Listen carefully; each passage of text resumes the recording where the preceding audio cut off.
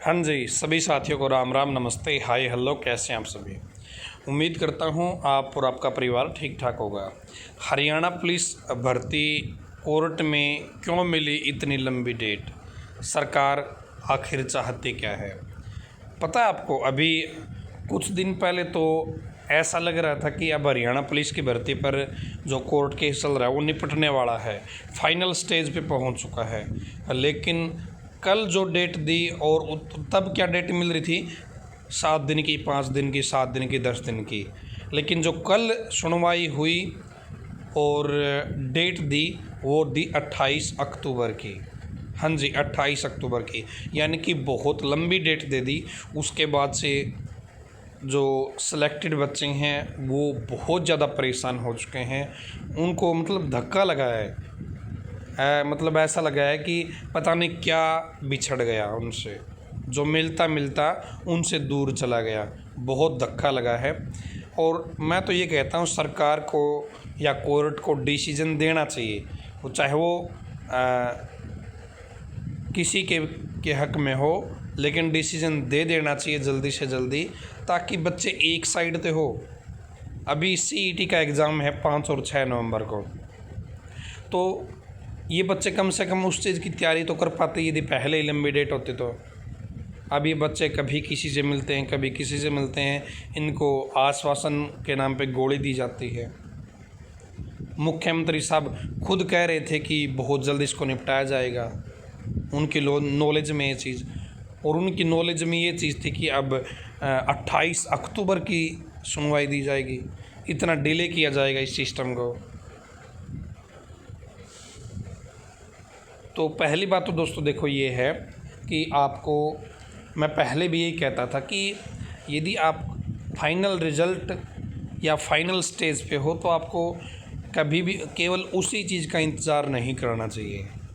आपको साथ साथ में जो और चीज़ें हैं, अपनी जो तैयारी है, पेपर दूसरे देने हैं, उनकी तैयारी पे फोकस करना चाहिए। ये जैसे अब फाइनल रिज़ल्ट आना है या ज्वाइनिंग होनी है, ये चीज़ें आपके हाथ में नहीं होती, ठीक है। तो आपको साथ में दूसरी चीज़ें भी तैयारी करते रहना चाहिए। भाई पेपर आना था सीईटी का, आप सीईटी में तैयारी करते रहते, ठीक है। आपने मेहनत की, आपकी उम्मीदें जुड़ी हुई है इससे, तो ये डिपेंड तो कोर्ट पे करता है ना, सरकार पे करता है। सरकार जब चाहेगी काम होगा, कोर्ट जब चाहेगी ये काम होगा। अब बात आती है दोस्तों कि इतनी लंबी डेट क्यों दी है। देखो, सारा का हरियाणा में, असल में तो पूरे इंडिया में ही ऐसे होता है कि जब भी इलेक्शन होते हैं उस टाइम पे कुछ ऐसा किया जाता है कि लोगों के मन में ये आ जाए, हाँ ये सत्ता पार्टी, ये पार्टी सही है, इसी को वोट देना चाहिए। और सारा का सारा खेल राजनीति का है, ठीक है। पॉलिटिकल एजेंडा है ये भर्तियाँ, हरियाणा में लगाई या पूरे इंडिया में लगाई।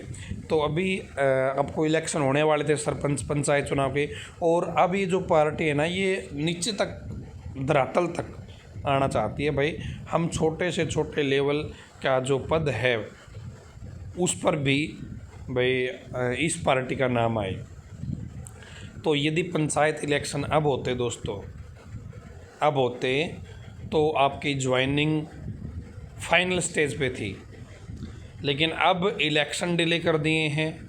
तो भाई सरकार तो इलेक्शन के टाइम पे आपकी ज्वाइनिंग कराएगी, इलेक्शन के टाइम पे आपका बेनिफिट है वो उठाएगी। आपको पता है इस चीज़ का, मतलब ये एक रीज़न हो सकता है मेरे व्यू में।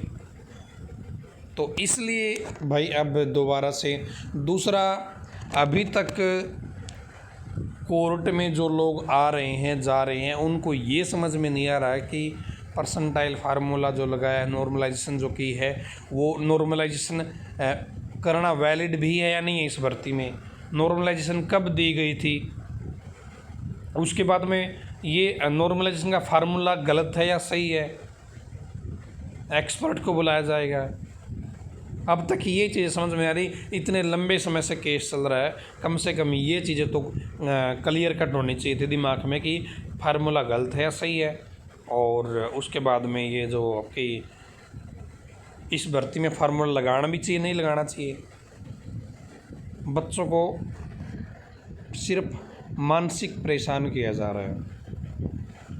मैं ये नहीं कहता कि कौन से लोग इसमें सही है कौन से गलत है, वो कोर्ट डिसाइड करेगा। बाकी मुझे लगता है कि इलेक्शन से भर्ती जुड़ी हुई है, इलेक्शन से रिलेट करती है, और जब इलेक्शन होंगे तब ये मामला निपटेगा, और जब इलेक्शन नहीं होंगे, चाहे इलेक्शन भाई 2 महीने में होंगे तो 2 महीने में मामला निपटेगा, 6 महीने में इलेक्शन होगा तो 6 महीने में मामला निपटेगा। ठीक है, आपकी क्या राय है? आप कमेंट बॉक्स में ज़रूर बताइएगा। धन्यवाद। भगवान करे आप सभी का समय शुभ रहे, और नेक्स्ट डेट 28 अक्टूबर है। धन्यवाद।